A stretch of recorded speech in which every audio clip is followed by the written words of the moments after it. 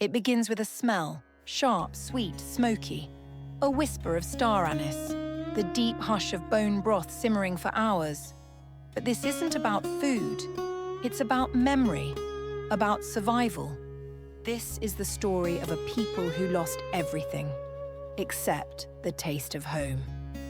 Welcome to Once Upon a Dish, where something delicious happened.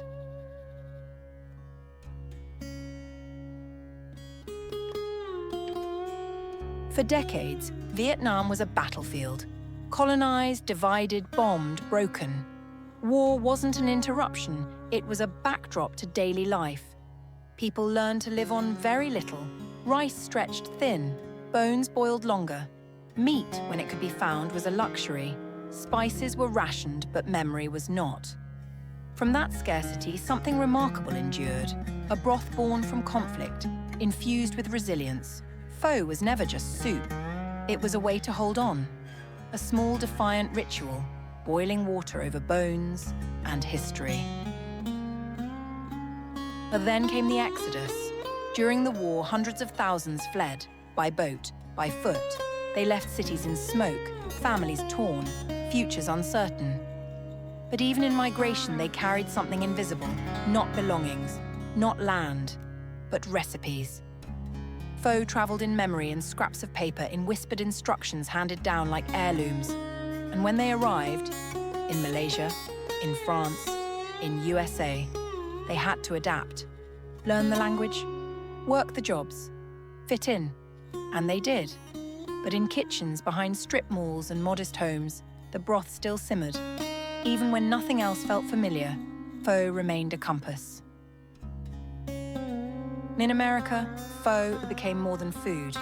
It became proof that you could survive displacement and still keep flavor, that you could adapt without erasing yourself. Immigrant families sold bowls of phi cho to send kids to college. They served it to neighbors who couldn't pronounce it, but came back for more. And as pho spread from Little Saigon to the East Village, from Berlin to Lagos, it changed. Chefs added duck confit, or chili oil, or vegan broth. Some called it fusion. Some called it disrespect. But pho never flinched.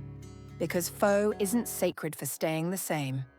It's sacred because it endures.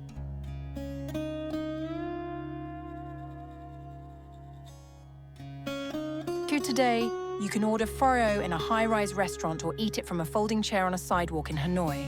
It's still a meal, but it's also a map, a memoir, a declaration.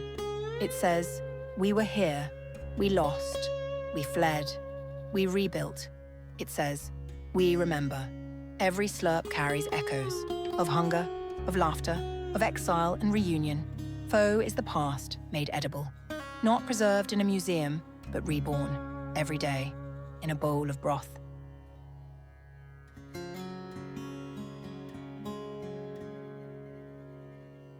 So, tell us, what's your pho?